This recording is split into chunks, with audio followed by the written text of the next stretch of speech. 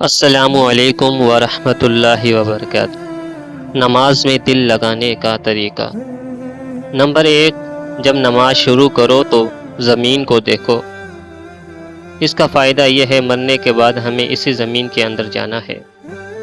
Number 2، رکوع کرو تو پاؤں کو دیکھو۔ فائدہ، ہماری جان پاؤں سے نکالنا شروع ہوگی۔ نمبر 3، جب سجدہ کرو تو ناک کی سمت میں دیکھو۔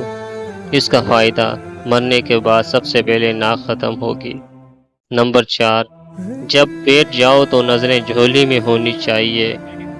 فائدہ، ہمیں خالی جھولی دنیا سے جانا ہے۔ یہ سب کو بتاؤ، کیا پتہ آپ کی وجہ سے کسی کی نماز درست ہو جائے اور آپ کا تو اس کا ثواب آپ کو بھی ملے گا اگر کسی کی نماز درست ہو جائے گی۔ تو میرے محترم سامعین، اس ویڈیو کو صدقہ جاریہ کی نیت سے اپنے دوستوں کو ضرور شیئر کر دیجیے گا۔